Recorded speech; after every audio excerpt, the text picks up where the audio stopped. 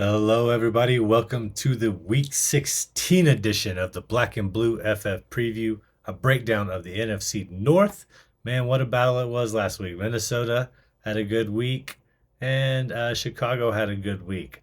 Green Bay did not have a good week. In fact, it was one of the worst Green Bay games since the NFC Championship loss to the Seattle Seahawks in that devastating comeback. That's how high the emotions were. 9 points up in the third quarter. Then all of a sudden, you lose the best offensive lineman. Christian Watson goes down with a terrible injury. It looks like there's no structural damage. He still might be out this Saturday against the Bears. And then we lose our best player, Micah Parsons. You know, Jordan Love is a fantastic player, but Micah Parsons is the best player on our team. He's who we went out and got for a reason to get us over the hump. And just, non contact ACL injury. Just hate to see it. Everybody hated to see it. And there's nothing we can do about it. You have to regroup and go after losing your starting defensive tackle. Now we lose one of our best pass rusher. But it's football. If just injury happens, you saw what happens. You get picked up, you get put off to the sideline, and the game keeps going, and the season keeps going.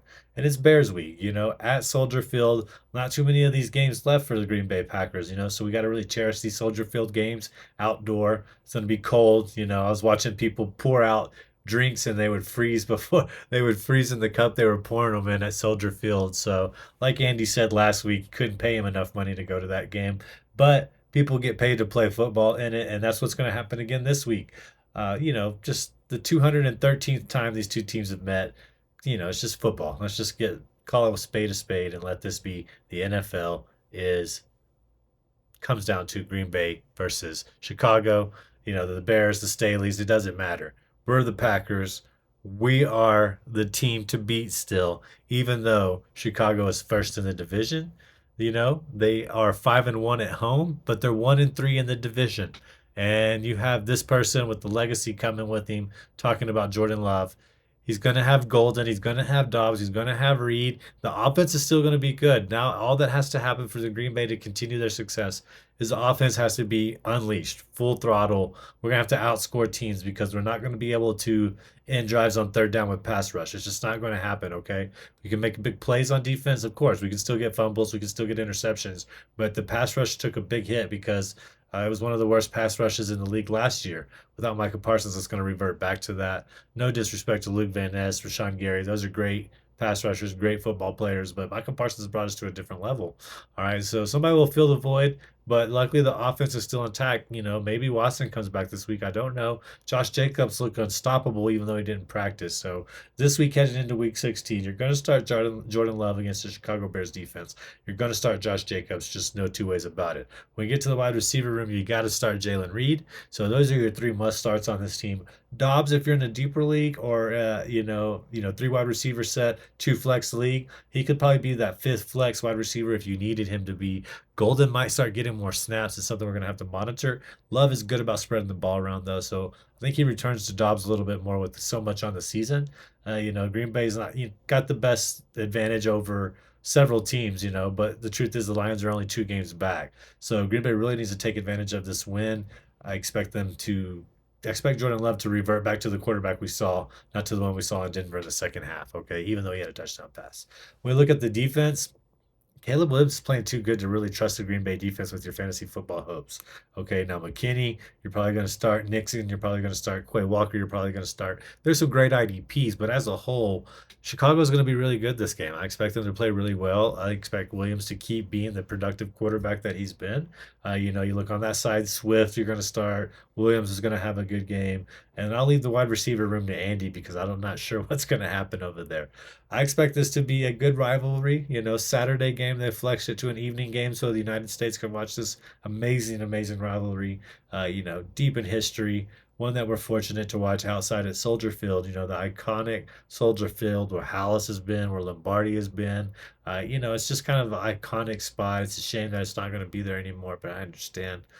Green Bay will be the last team in the NFC North that plays outside the tradition holds. So we need a win. When you look at your fantasy football teams, be mindful you're going to trust those three we started. And as for the Chicago Bears, I gave my advice on it. But let's hear from the expert himself. Here is Andy Behrens to talk about Week 16. Hey, let's have a quick word about the 10-win division-leading Chicago Bears. Heading into obviously many are saying the biggest matchup with the Green Bay Packers since 2 weeks ago when they last met. Yeah, the Bears at 10-4, the Packers at 9-4-1. This one's pretty big. It's going to go a long way toward settling the division once and for all. The Bears can have the whole thing wrapped up before they face Detroit in Week 18. This matchup, they're getting like a ghost ship version of the Packers, perhaps. Micah Parsons, obviously, with a season-ending injury this past week. Christian Watson is banged up right now, got a chest/shoulder injury. On the Bears side, Rome Odunze might not be able to play. It seems wise for him not to play if he's dealing with a stress reaction or a stress fracture in his foot. Probably shouldn't be out there. Luther Burden picked up an ankle injury last week. The Bears have depth in that receiving core, though. They've still got DJ Moore coming off a good game. Colston Loveland looks like a star. I'm kind of optimistic about Luther Burden playing in this one, even though it's a short week. His injury in the moment didn't seem incredibly severe. Hopefully, he's able to get out there because that guy looks electric after the catch. Things are going well for the Bears. They're coming out of a week that many thought could be a trap game and certainly wasn't. The Bears took it to Cleveland. They had an almost disrespectful game plan towards Shador Sanders. Really didn't bother defending anything downfield against that team. Packers are, of course, a different challenge, but getting a weakened version of the Packers is, I don't know. I'm not gonna argue with it. It's most welcome. It's not like the Bears haven't been dealing with injuries. The Bears ran reasonably well against the Packers just a couple weeks ago. Both Monangai and Swift were over 4 yards per carry, relatively efficient. Should be a good one. Should be a fun one. It's a Saturday night game, island game. The eyes of the nation upon us. I can tell you that for the past couple weeks, every Bears player, when they end an interview, manages to say something about feeling that perhaps they have some unfinished business with the Packers. So I'm looking forward to it. Should be great. It's great to be cheering for a Bears team that is actually competitive this deep into the season. You get one more win and you're pretty much in the playoffs. You get two more wins, it's a division title. My heart is broken. At the end of the first half, it looked like Detroit was going to pull away. Yeah, they didn't. Final score LA Rams 41, Detroit 34. Time of possession, LA dominated 33 and 35 seconds to 26 and 25 seconds. Third down, Detroit did good on third downs. They were 5 of 14, which isn't great, but they held the Rams to 2 of 9, which is great. The problem was they couldn't hold them on fourth down. The Rams turned 3 of those missed third ground opportunities into fourth down conversions. They were 3 of 3 on fourth down. Detroit was 2 of 2. Detroit always seems to do well on fourth down. Detroit won the turnover battle. They got one turnover from the Rams. Detroit gave up none. Uh, Detroit got 2 sacks. The Rams got 1 sack. Passing yards, Detroit had 326. The Rams did have 360. They outdid Detroit there. And the Rams destroyed Detroit on the ground, 159 rushing yards to 70 for Detroit. So, yeah, Detroit took a 10-point lead towards the end of the first half, but then they allowed the Rams to go down the field and kick a field goal, which changed the momentum. And then LA just dominated the third quarter, 17-0. And that was basically the game. This week, the Lions host the Pittsburgh Steelers. And unlike past years, the Steelers are not the defensive juggernaut that they have been. Okay. If the Lions want to get into the playoffs, they better beat the Steelers this week. And history would seem to favor the Steelers in this game. Um, their quarterback has been, Aaron Rodgers has owned Detroit. He's 18-8 lifetime against the Lions. Rodgers has had some incredible games, including a 2016 performance with 8 TDs and no picks. That's 8 people, not 5, not 6, not 7, 8 passing TDs. All right. Um, he threw 60 of these and had a 142.6 rating in a 2021 game. So he's had success against Detroit. What do you expect in this game? Well, the Detroit defense is still very forgiving to opposing offenses. They don't seem to shut anyone down. So if we're going to win, we have to turn it into a shootout with a relatively high scoring game. The current over under is between 49.5 and 50.5, which is relatively high. It's not terribly high, but it's pretty good. Okay. Neither team has a good defense. So both quarterbacks should be in your starting lineups. I rank Goff slightly higher than Rodgers for this game, mainly because he's at home, and I think he's got the better receivers. So I don't see the Steelers running backs as nearly as dynamic as the Rams running backs. Though Gainwell, he's pretty quick. He is pretty good. So he could give some problems. I don't see Warren as a big problem for Detroit's defense. I would start both Gibbs and Montgomery and probably Gainwell in this game. At wide receiver, both ARSB and JMO should be starting. I would also start DK Metcalf as a wide receiver 2 this week. I think JMO and St. Brown both have the ability of being wide receiver 1s. I would avoid both teams' tight ends. The problem with the Steelers is they've got 3 of them, and you never know who's going to go off. And the problem with Detroit is their top 2 tight ends are gone for the year. So I just wouldn't do that. So now moving over to the defensive side of the game, IDPs for the Lions. I love Jack Campbell, Hutchinson, and DJ Reed. All must start. Eric Hallett is a backup safety slash nickelback, but he's been thrust into the starting role due to injuries, and he finished with 10 tackles last week, 5 solo. So you might consider him as well in this game because I do think there's going to be passing by both teams. If your league scores special team yards, it's time to get rid of Tom Kennedy because Khalif Raymond is back. And I think the Rams showed teams how to combat Detroit's special teams play. Don't kick off to him. Kick it deep into the end zone and just have him start at the 35. I think Kennedy got 1 return all last week. But if you're going to play a returner for Detroit, it's going to be Khalif Raymond. He also plays enough on offense as the wide receiver 3-4 that he can add some points there. But what question now is how is JC feeling about his Vikings quarterback now that McCarthy has put together back-to-back startable games? JC, what do you say?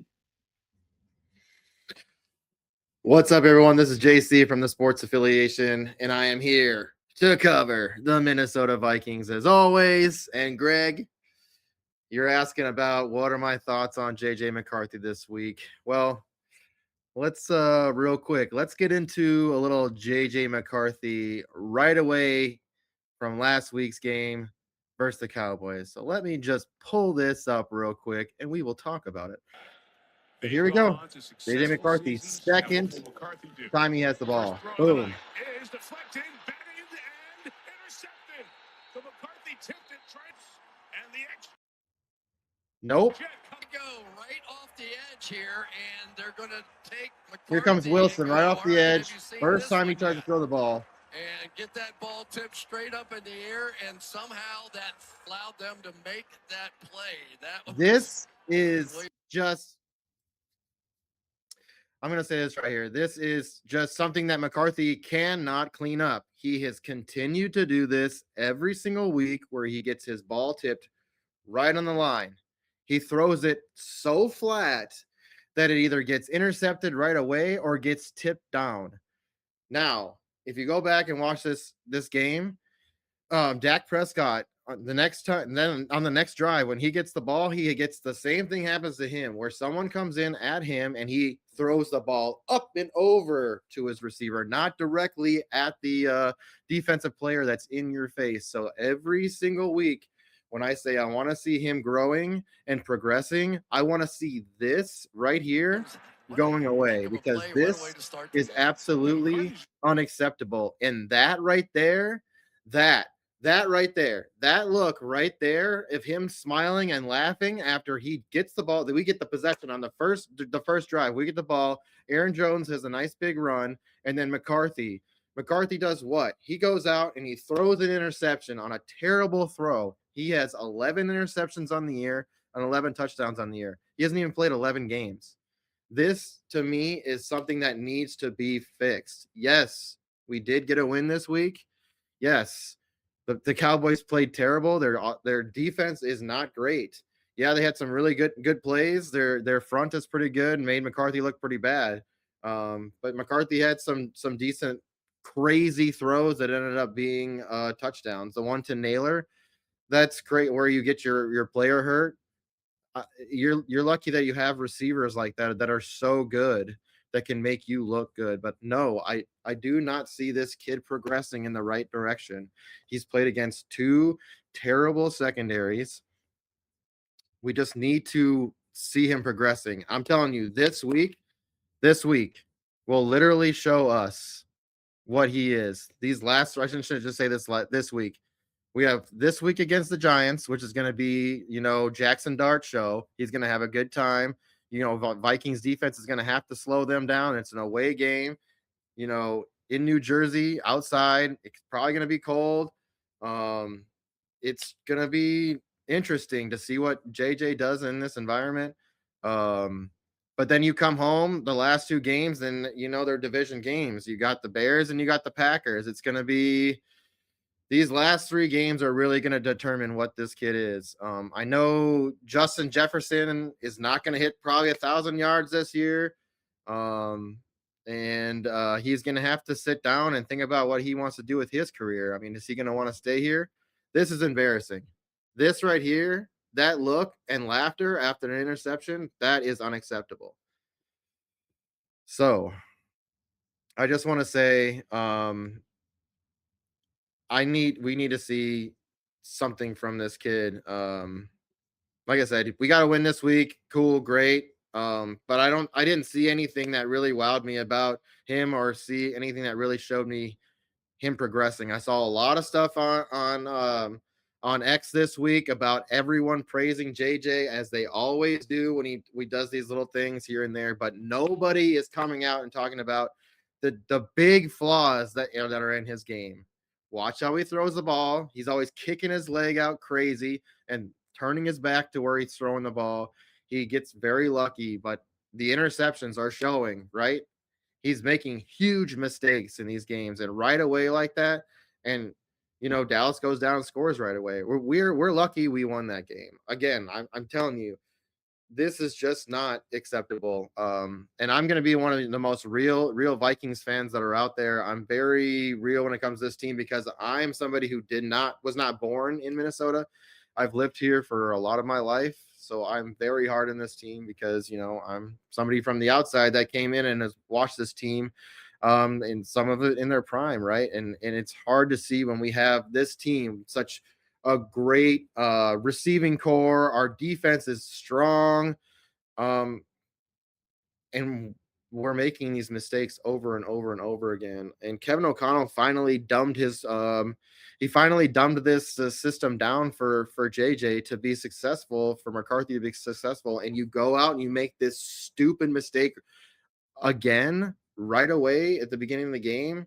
Not even a minute into the game, you're doing this.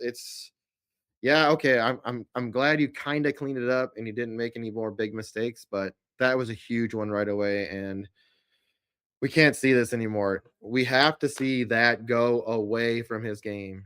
The super low trajectory throws have to go, and they have to start working on this kid's touch.